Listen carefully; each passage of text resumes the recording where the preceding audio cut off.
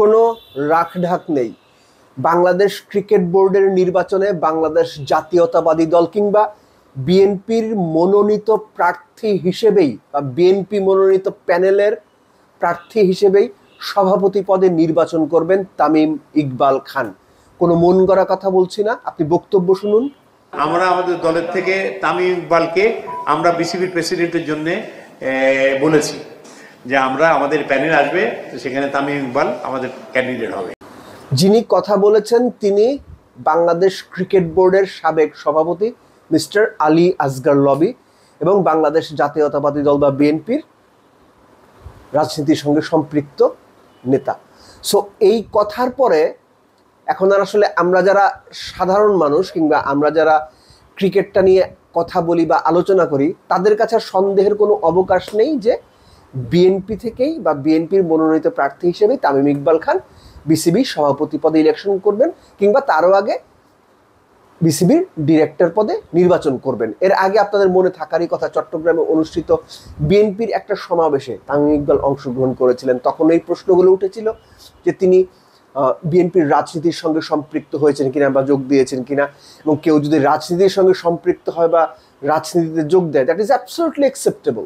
So ওই সময় আসলে কোনো কিছু কিন্তু পরিষ্কার হয়নি। ঠিক এই সময়েও এই যে তামিম ইকবালকে বিএনপির একজন নেতা বললেন তিনি তাদের প্রার্থী, তামিম ইকবাল যে পর্যন্ত এই ব্যাপারে তার দিক থেকে কোনো বক্তব্য না দেবেন স্বাভাবিকভাবে সাধারণ মানুষ কিন্তু ধরেই নেবে যে তামিম ইকবাল বিএনপিরই প্রার্থী। সো ব্যাপারটা এখন পরিষ্কার।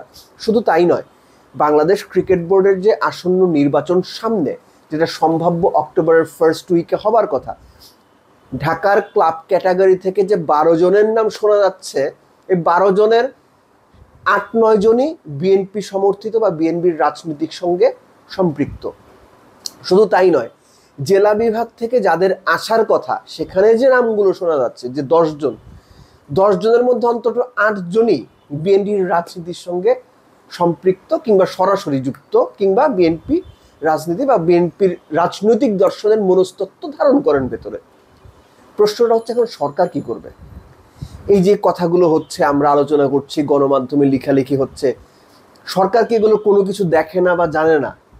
জানার তো কথা, আমাদের চেয়ে বেটার জানার কথা। তো ইলেকশনের সময় সরকার এই ব্যাপারগুলো যখন জানবে শুনবে, ডেফিনেটলি সরকারের দিক থেকেও একটা বক্তব্য থাকবে এবং তারাও আসলে এই ব্যাপারগুলো কোন দিক থেকে বিবেচনা করছেন এটাও কিন্তু খুব গুরুত্বপূর্ণ একটা ব্যাপার। কেননা এর আগে আমিনুল ইসলাম বুলবুলকে নিয়ে আলোচনার সময় আমি বলেছিলাম যে খেলার মধ্যে রাজনীতি মেশাবেন না।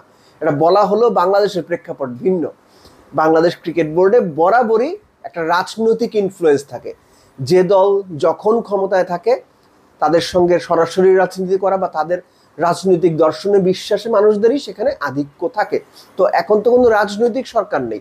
সো এই সরকার যারা অক্টোবরে যে ইলেকশনটা হবে সেই ইলেকশনে যখন সবাই এরকম বলা বলি করছে বা বিএনপির পক্ষ থেকে সরাসরি বলা হচ্ছে যে তাদের প্রার্থী তামিম ইকবাল খান, তো সরকারের কোনো ভূমিকা আছে কিনা বা আদৌ থাকবে কিনা এটাও কিন্তু আমরা খুব ইন্টারেস্টিংলি দেখার জন্য অপেক্ষা করব।